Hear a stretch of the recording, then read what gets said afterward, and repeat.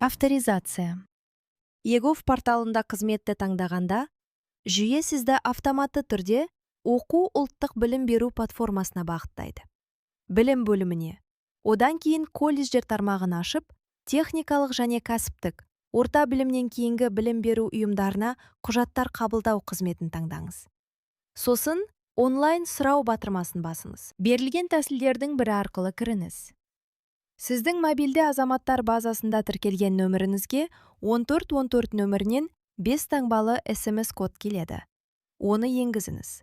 Егер SMS хабарлама келмесе, спам бумасын тексеріп, 1414 нөмірінің бұғатталмағанына көз жеткізіңіз.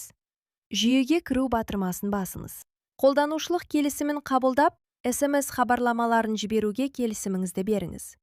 Телефон нөміріңіздің дұрыс екенін растаңыз. Егер көрсетілген нөмір қате болса, бұл менің нөмірім емес батырмасын басыңыз. Алғашқы кіру кезінде сізге жеке деректерді жинау және өңдеуге келісім беру қажет.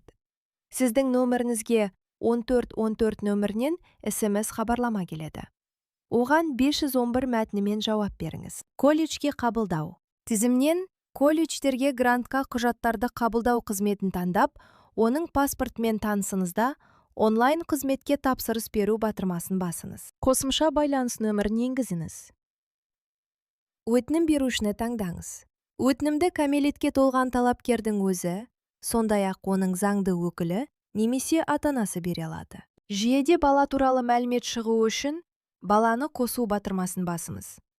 Егер балаларыңыз туралы ақпарат көрсетілмесе, мемлекеттік қызметтер жазуын басыңыз. Жүйе сізді егов порталына бағыттайды. Сол жерде балаларға қатысты мәліметті жаңарта аласыз. Өтінім берілетін баланы таңдап, жеке деректерді жинауға және өңдеуге сұрау жіберіңіз. Телефоныңызға 1414 нөмірінен SMS хабарлама келеді. Оған жауап ретінде 511 мәтінін жіберіңіз. Қосу батырмасын басыңыз. Баланы таңдап, келесі қадамға өтіңіз. Білімі туралы мәліметті көрсетіңіз.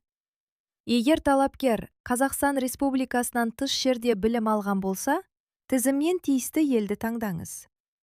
Білімін растайтын құжаттың түрін таңдап, оны PDF форматында жүктеп салыңыз. Қазақстан Республикасында білім алған талапкерлер үшін платформа ақпаратты мемлекеттік дерекқорлардан мәліметтер болған жағдайда автоматты түрде жүктейді. Құжат түрі ретінде ЖОО дипломы таңдалса, файлды қолмен жүктеп салу қажет. Техникалық және кәсіптік, орта білімнен кейінгі білім туралы диплом болған жағдайда, бір ұйымда тек бір ғана мамандықты таңдауға болады. Ақпаратты көру үшін мәліметтерді көру батырмасын басыңыз. Басқа құжатты жүктеу үшін қосқышта ауыстырыңыз. Құжаттың қосымшаларымен бірге көшірмесін жүктеп, серия нөмірін көрсетіңіз. Егер құжат түрі ретінде аттестат таңдалса, орта буын мамандарын даярлау бағыты бойынша бір немесе 4 ұйымда 4 мамандыққа дейін таңдауға болады. Ақпаратты көру үшін мәліметтерді көру батырмасын басыңыз. Келесі қадамға өтіңіз. Оқыту нысанын таңдаңыз. Даярлау бағытын таңдаңыз. Қолданбалы бакалавр мамандарын даярлау. Білікті жұмысшы кадрларын даярлау. Немесе орта буын мамандарын даярлау. Облысты немесе қаланы таңдаңыз. Білім беру саласын, дайындық бағытын, мамандануын, біліктілігін, колледжді және оқыту тілін таңдаңыз. Мамандықты қосу үшін тиісті батырмасын басыңыз. Сіз бір немесе 4 ұйымда 4 мамандыққа дейін таңдай аласыз. Алайда бір біліктілік бойынша бір колледжге 2 өтінім беруге болмайды. Келесі қадамға өтіңіз. Құрылғыдан баланың 3/4 көлеміндегі суретін жүктеңіз. Егер 075-тен нөмірді анықтама мемлекеттік деректер базасында табылмаса, файлды қолмен жүктеңіз. Егер талапкердің ерекше білім беру қажеттіліктері болса, тиісті белгіні қойыңыз. ПМПК қорытындысы мемлекеттік деректер базасында табылмаған жағдайда, файлды қолмен жүктеп, жарамдылық мерзімін көрсетіңіз. Егер талапкердің жеңілдігі болса, тиісті белгіні қойыңыз. Тізімнен жеңілдіктердің бір немесе бірнеше түрін таңдап, растайтын құжаттарды жүктеңіз.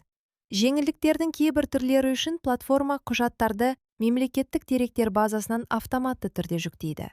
Егер құжаттар табылмаса, файлды қолмен жүктеңіз. Егер талапкерге тегін тамақтану мен жатақхана қажет болса, қосқышты ауыстырыңыз. Бұл тармақтарды белгілеу тегін тамақ немесе жатақханадан орын берілетініне кепілдік бермейді, және тек өтініш сипатында болады. Ақпараттың дұрыстығын растау және дербес деректерді пайдалануға келісім беру үшін белгі қойыңыз. Келесі қадамға өтіңіз. Қол қоймас бұрын өтінімдегі барлық деректермен танысып шығыңыз. Қажет болса өңдеңіз. Ол үшін өңдеу батырмасын басыңыз. Қол қоюға өтіп, өтінімдермен танысыңыз. Бұл үшін көз суреті бар батырмасын басыңыз. Қол қою батырмасын басып, қол жетінді тәсілдердің бірімен өтінімге қол қойыңыз. Өтінім сәтті жіберілді. Өтінімді қалай кері қайтарып алуға болады? Өтінімді кері қайтарып алу үшін менің өтінімдерім бөліміне өтіңіз. Өтінімдер қатаң түрде кезекпен өңделеді. Тексеруде мәртебесіндегі өтінімді кері қайтарып алған жағдайда, сіз өз кезегіңізді жоғалтасыз. Қабылданды мәртебесіндегі өтінімді кері қайтарып алған жағдайда, таңдаған колледждегі орныңызды жоғалтасыз. Көз суреті бар батырмасын басыңыз. Өтінімді кері қайтарып алу батырмасын басыңыз. Қолжетімді тәсілдердің бірімен қол қойыңыз. Өтінім кері қайтарылғаннан кейін, оны қайта бере аласыз. Өтінім мәртебесін тексеру. Өтінім мәртебесін менің өтінімдерім бөлімінен бақылауға болады. Өтінім коды кезек нөмірі емес, тек идентификатор болып табылады. Тексеруде. Өтінім колледжге түсті және өңдеуді күтуде. Қабылданды. Өтінімді колледж мақұлдады. Бас тартылды. Өтінімді колледж қабылдамады. Кері қайтарылды. Өтінімді өтініш беруші кері қайтарып алды. Қабылданған шешім туралы хабарламаны қалай жүктеп алуға болады? Хабарламаны жүктеп алу үшін менің өтінімдерім бөліміне өтіңіз. Жебе суреті бар батырмасын басып, хабарламаны жүктеп алуды таңдаңыз. Хабарламаны қабылданды және бас тартылды мәртебелерінде жүктеп алуға болады.